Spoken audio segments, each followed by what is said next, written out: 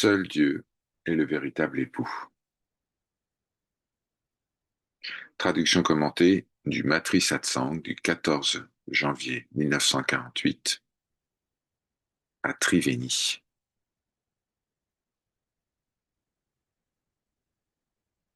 Om Jai Shri Ram.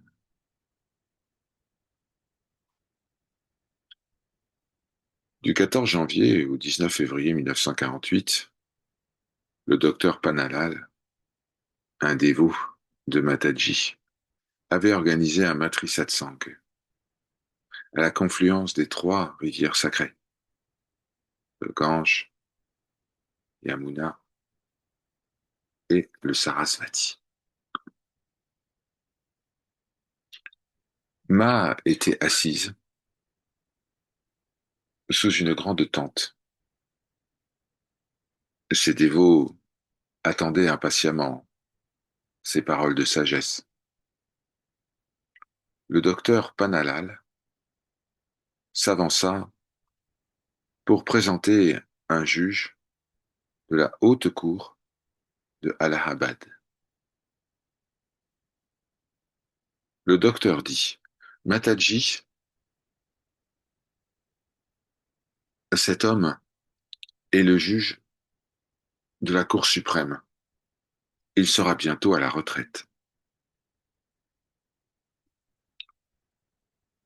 Mataji se tourne vers le docteur et vers le juge et dit: Essayez de faire valoir vos droits à la véritable retraite, celle qui est accordée par le gouvernement de Dieu. Le docteur s'étonne, il dit: Mais de quel gouvernement parlez-vous, Ma? Ma répond: C'est le gouvernement de tout cela. Ce monde est la manifestation du gouverneur suprême. Le juge intervient, il dit: Mais avant de recevoir une pension, il faut travailler. Ma répond: Bien sûr, il faut d'abord travailler, rendre service, afin d'avoir droit à la retraite. Le juge sourit et dit: Ma, j'ai trouvé un docteur. Mon docteur est Vishnu, Narayan. Le docteur dit à Ma: J'ai demandé au juge de suivre scrupuleusement les instructions du gourou. Ma commente: Oui, essayez de suivre les instructions du gourou sans les juger. Avant de choisir un maître, on doit l'évaluer sur tous les plans. Mais une fois que le maître a été accepté, alors il faut suivre toutes ses instructions. Lorsqu'une jeune fille est sur le point d'être mariée, sa famille cherche pour un fiancé dans tout le pays. Mais après que le garçon ait été examiné sous tous les angles, le mariage peut être organisé et la fiancée devra rester toute sa vie avec son mari. Une fois que le mariage est accompli, est-ce que ce lien peut être brisé? De même, si, après l'initiation reçue par le gourou, eh bien, le disciple dit: C'est vrai que j'ai reçu une initiation, mais je n'en ai tiré aucun bénéfice, alors je vais dire que la véritable initiation n'a pas eu lieu. Le docteur dit: Si après avoir choisi un gourou, il n'y a aucune amélioration, que faire? Ma répond. Alors le véritable mariage n'a jamais eu lieu. Quand je dis mariage, cela veut dire recevoir le mantra du maître. Le mantra n'a pas montré l'efficacité attendue. Et parfois, il arrive même que le fiancé disparaisse. Un visiteur pose une question. Il dit, j'ai choisi mon maître après beaucoup de délibérations, mais je n'ai pas progressé. Je n'ai rien accompli malgré que je suive scrupuleusement les conseils, les instructions du gourou. Est-ce que je devrais prendre un autre gourou? Ma, Ma répond.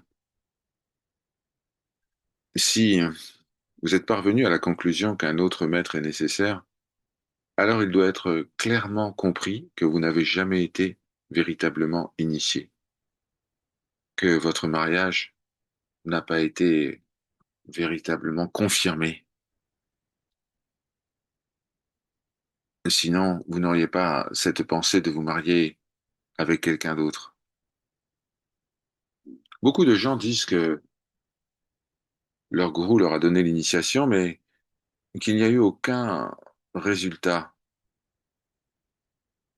Si au cours de la pratique, vous ressentez un amour croissant pour Dieu ou pour la réalité, eh bien cela est le plus important.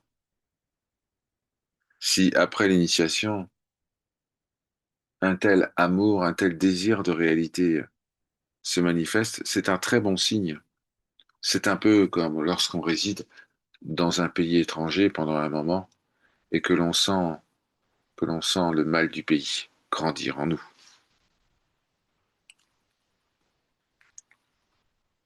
Une dame qui était restée jusqu'à présent silencieuse prend à présent la parole. Elle dit, mon mari est parti à l'étranger il y a longtemps déjà. Je n'ai jamais reçu aucune nouvelle. Je lui ai écrit tellement de lettres, sans réponse. Est-ce que je dois prendre un autre époux?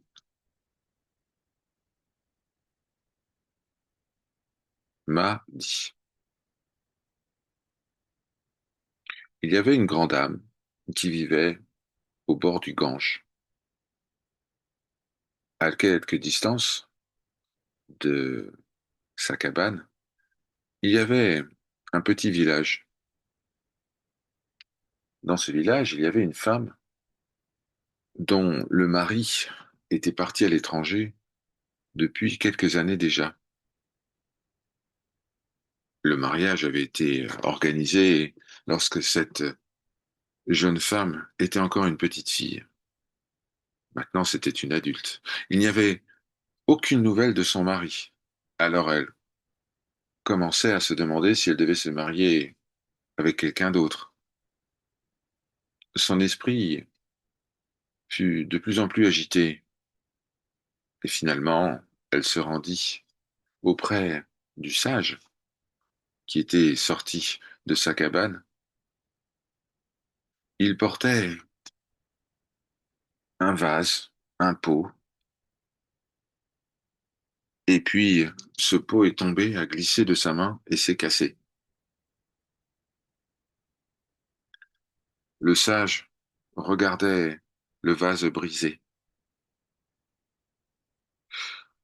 La femme s'approcha et dit, oh Maharaj, quel est le problème? Le sage dit, oh, la cruche dont je me servais pour aller chercher de l'eau est maintenant brisée.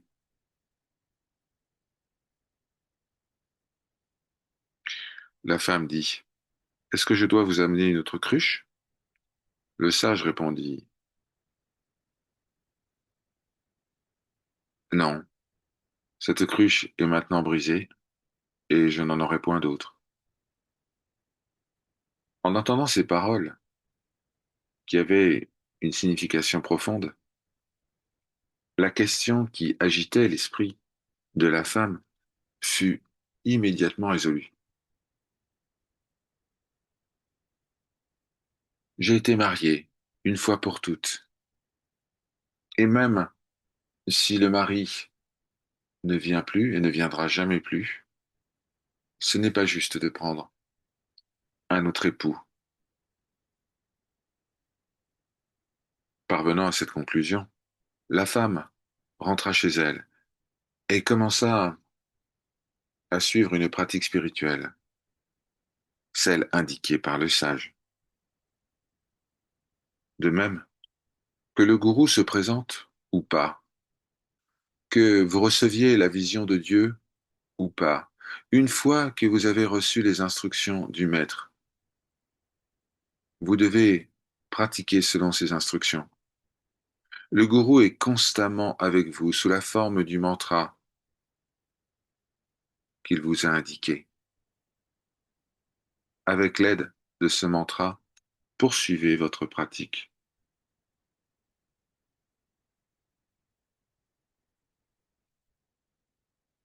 La dame qui avait posé la question revient à la charge. Elle dit, mais lorsque le mari est parti à l'étranger, pourquoi ne revient-il pas malgré toutes ces lettres qui lui ont été adressées? M'a dit. Le mari terrestre, celui qui se manifeste sur ce plan d'existence, ne s'intéresse peut-être pas à vous, mais le Seigneur, le mari divin, est constamment attentif à votre bien-être.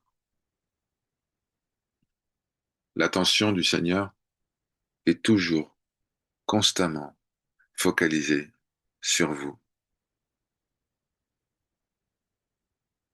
C'est lui qui inspire le comportement que vous avez aujourd'hui.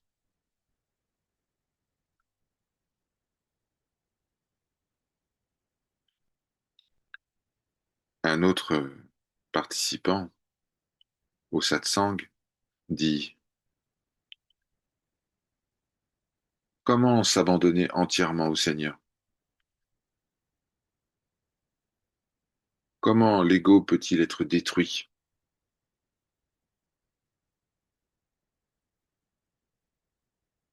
M'a dit: vous demandez comment l'ego peut être détruit?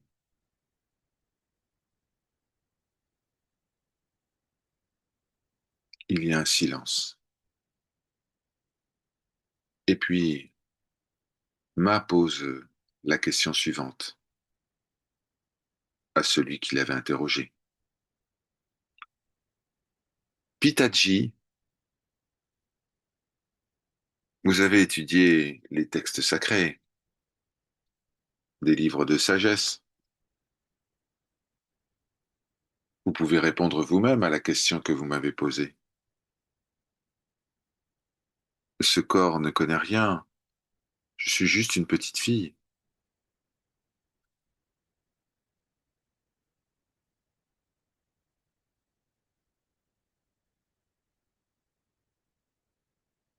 Le visiteur répond.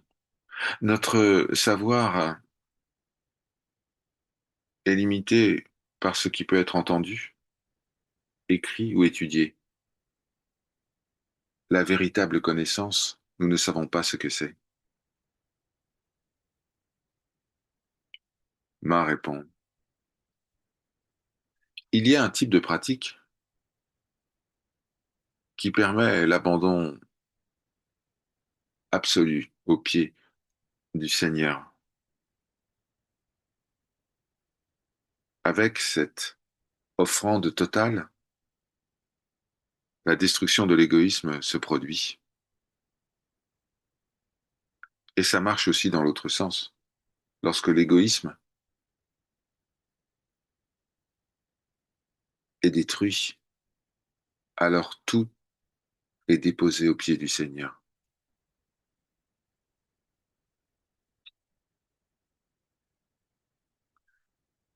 Le visiteur pose une autre question. Est-ce que c'est l'égoïsme qui est détruit en premier ou est-ce que c'est le fait de tout déposer aux pieds du Seigneur qui vient en premier?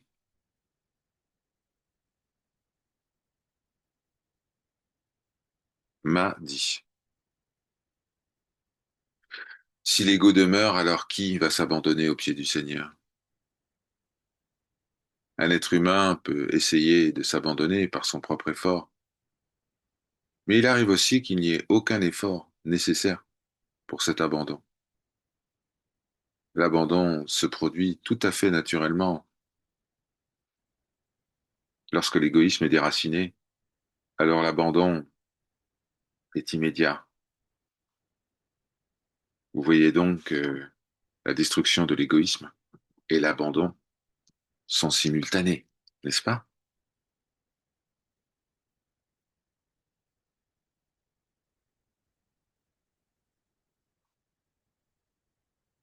Un autre visiteur pose une question, il dit,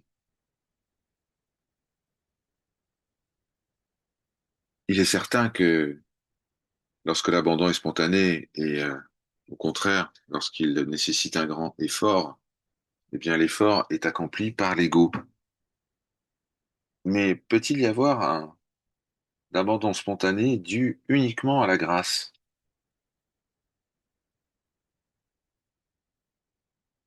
Ma répond,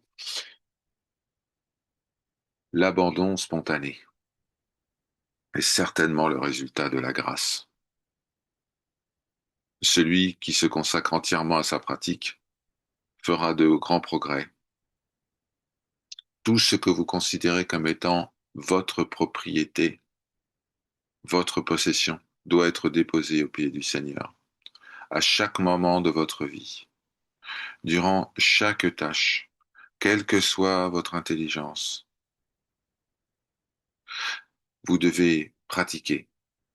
Tant que il y a identification avec le corps, eh bien, vous devez tout déposer, quelles que soient les activités, les fruits des actions, quel que soit le chemin emprunté pour réaliser le Seigneur. Ce chemin doit être pratiqué 24 heures sur 24. Cela est valable pour n'importe quelle méthode, que ce soit l'investigation du soi, recommandée par le Vedanta, ou l'abandon total aux pieds du Seigneur. Soyez vrai, quel que soit le chemin suivi.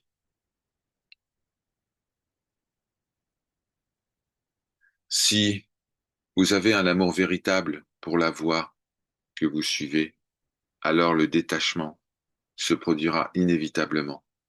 Le détachement, c'est l'émergence complète du discernement. Lorsque le feu est allumé, qu'est-ce qui se passe? Eh bien, on est détaché, on est même détaché du détachement. Le fait de vouloir renoncer est également déposé. Qui désire renoncer? Renoncer en appliquant un effort et renoncer spontanément, ce sont deux choses complètement différentes. Tant que le renoncement ne se produit pas spontanément, pratiquez. Quel que soit le travail que vous entreprenez, faites-le dans un esprit d'abandon total ou comme un moyen de vous souvenir de votre véritable nature. Ne cessez pas l'effort tant que Dieu n'est pas réalisé, tant que la révélation du soi n'est pas manifeste. Avancez, avancez constamment et ne cessez jusqu'à ce que la connaissance intégrale de votre véritable nature, Atma Gyana, soit effective. Suivez le chemin qui mène à la réalisation du soi indivisible.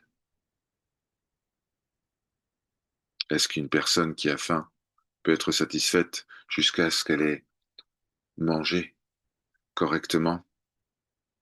Alors, vous aussi, avancez jusqu'à ce que vous ayez réalisé ce qui est. Désirer ardemment la présence du Seigneur est très favorable. Si le feu de l'attente du Seigneur n'est pas allumé, alors aucun progrès n'est possible.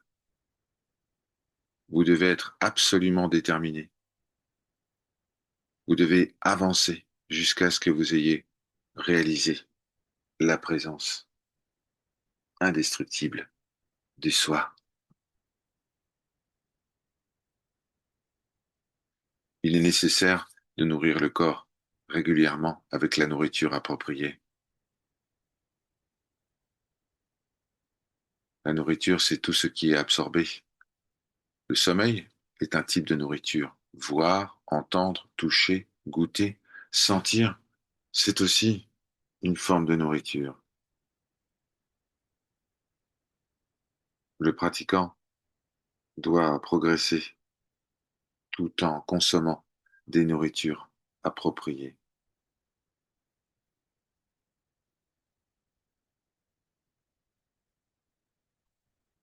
J'ai une question, Ma.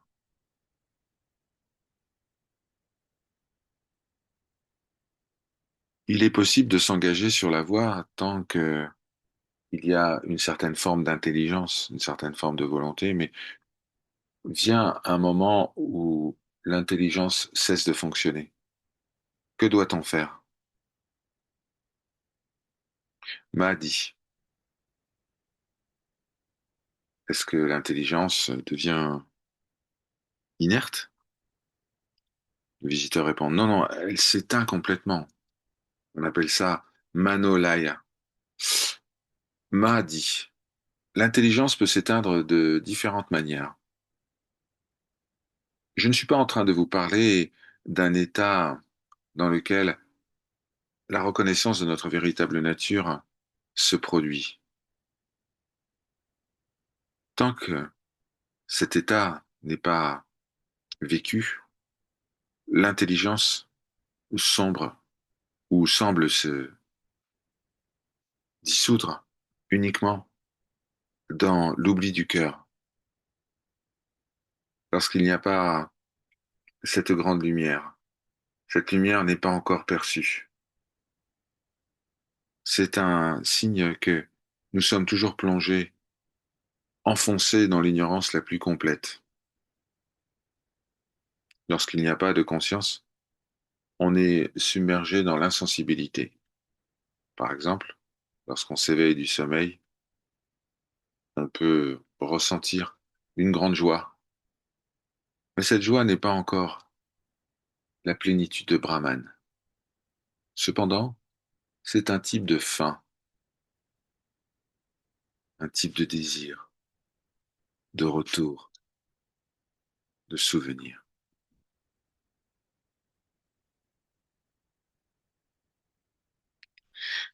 Question. Bien que le sommeil profond ne soit pas encore la plénitude suprême de Brahman, mais c'est sûrement un reflet de cela. Ma dit. La joie que nous ressentons en sommeil profond est plénitude, mais recouverte d'ignorance. Supposons que vous êtes assis en méditation. Vous êtes pleinement concentré et vous ne ressentez plus rien à l'extérieur de vous-même. Lorsque vous émergez d'une telle méditation, vous ressentez une joie intérieure immense. Mais jusqu'à ce que la pleine réalisation de ce que vous êtes soit effective, il est important de comprendre que rien ne s'est véritablement produit.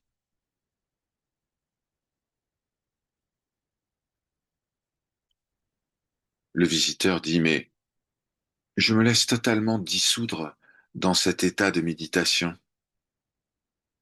Qu'est-ce qu'il y a à comprendre et qui doit le comprendre, Ma? Ma dit, être inconscient, ça n'est pas vraiment positif.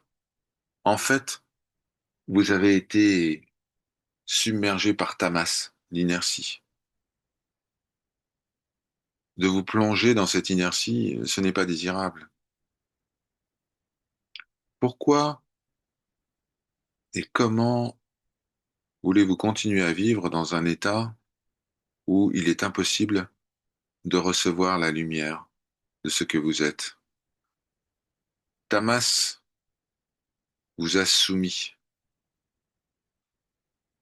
C'est pour cela il est dit dans nos textes que seule la pratique conduit au bien-être.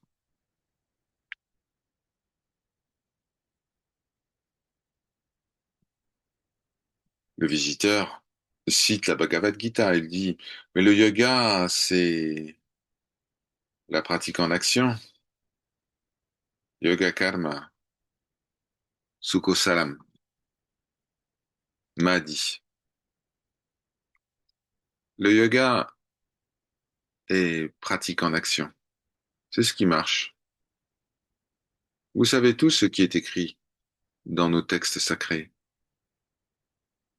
Si vous permettez à votre esprit de se perdre dans la torpeur, eh bien, c'est la même chose que d'être paralysé. Un autre visiteur pose la question, il dit, comment s'affranchir d'une telle situation? M'a dit, imaginez un renonçant, un sannyasi, qui, après avoir été initié à cela, est capable de faire la différence entre le réel et l'illusion. Et puis, il s'assoit pour méditer. De même, ceux qui pratiquent la répétition du mantra doivent avoir une compréhension claire de sa signification.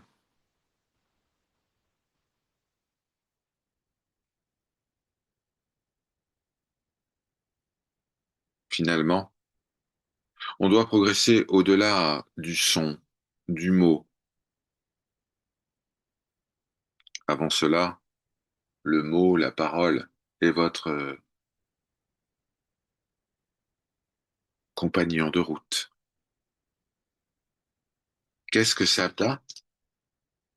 C'est une forme de lumière. Une forme de lumière, dit le visiteur. Est-ce que cette lumière du Sabda conduit à la révélation? M'a dit, qu'est-ce qu'une lettre, Akshara, de la lumière? Pourquoi? Parce que vous êtes vous-même lumière. Qui êtes-vous? Pouvez-vous exister sans le son sacré, le Sabda? Même lorsqu'il y a réalisation, le son n'est pas absent. Là où il y a friction, la lumière peut être perçue. Qu'est-ce que la vibration? La lumière elle-même.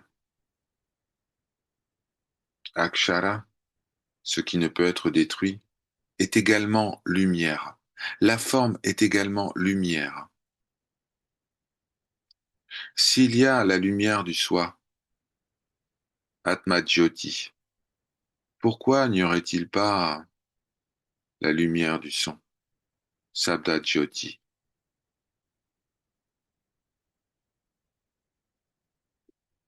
Question, est-ce que le son s'éteint en samadhi?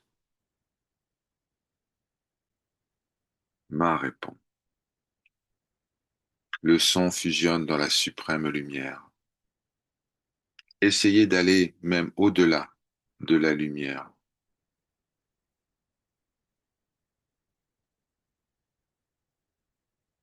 Dites-moi,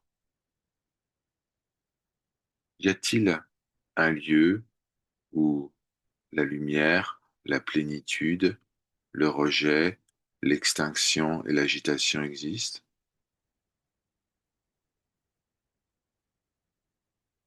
La grande âme, Atma, a été appelée Mahajyoti, la grande lumière. C'est ce que disent les textes, non?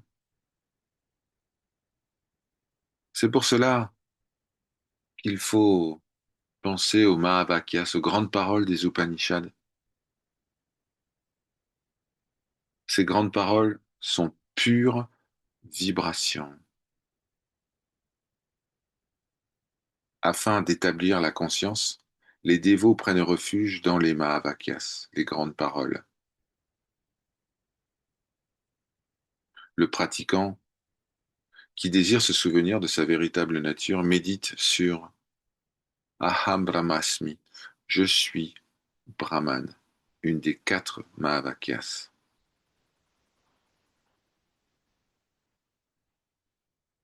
La conscience du souvenir du soi doit être maintenue comme un feu, entretenue. Si cela s'éteint dans l'inconscient, dans l'inertie, alors la porte qui conduit à la lumière intérieure sera fermée. Cette lumière est présente en vous. Ce qui est caché doit être révélé. Révélé, cela veut dire que ça doit être manifeste. Si vous succombez à l'inconscience, vous succombez à l'inertie. La porte qui mène à l'inspiration, au mantra, aux grandes paroles des Upanishads, cette porte sera fermée. Lorsqu'il y a torpeur, inertie, insensibilité, comment la révélation peut-elle se produire? Le souvenir, la conscience, la réflexion au sujet de ce qui est, tout cela doit être entretenu afin de ne pas sombrer. Et si l'on demeure vigilant, qu'est-ce qui va se produire? Ah, qu'est-ce qui sera révélé? Vous êtes vous-même la révélation. Quand vous méditez, votre seul but doit être de méditer sur ce que vous êtes et non sur un objet extérieur de conscience. Tout ce que vous pouvez connaître au sujet de votre véritable nature par le discernement, par l'échange, eh bien tout cela doit être maintenu vivant dans votre esprit. C'est le seul moyen de chasser les sombres nuages de l'ignorance.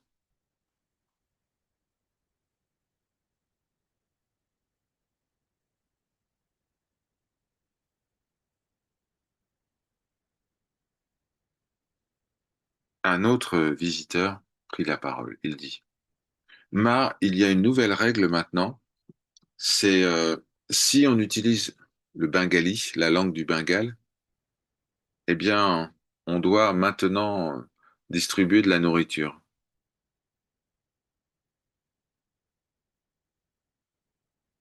Ma dit, ah, bien, si je dois distribuer de la nourriture, à chaque fois que je parle bengali, eh bien,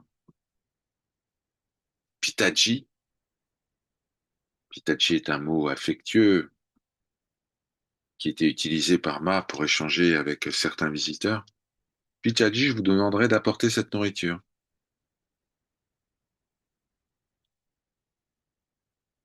Un jour, je voyageais en train et j'avais interdit aux gens qui étaient avec moi de m'acheter un ticket. Alors, je suis monté à bord sans ticket. Après quelques stations, le contrôleur est venu et puis je lui ai dit, Pitaji, pourquoi tu ne m'achètes pas un ticket et puis ensuite tu pourras le contrôler toi-même? En entendant cela, le pauvre homme m'a laissé voyager sans ticket. Un peu plus tard, il m'a emmené chez lui pour me donner de la nourriture et m'a donné des vêtements en cadeau.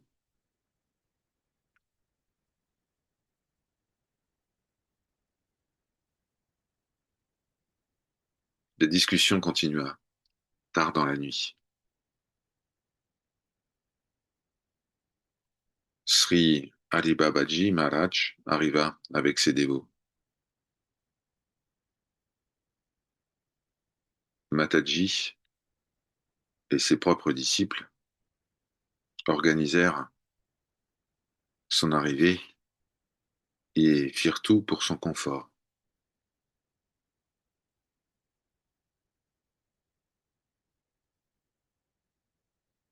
Il demanda que tous ceux qui avaient eu l'expérience de miracles connectés ou en lien avec Ma, tous ceux qui avaient connaissance des miracles puissent en parler.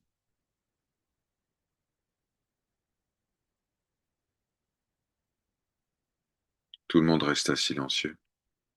Alors Sri Hari Babaji demanda au docteur Panalal, parlez, dites-nous, quels sont les miracles de Ma? Le docteur hésita et dit, j'ai essayé de rassembler plusieurs témoignages, mais seulement Kantibai a pu évoquer cela. Kantibai est le nom originel de Swami Bhavakananda. Alors, il nous raconte cela, il nous parlera de cela la prochaine fois.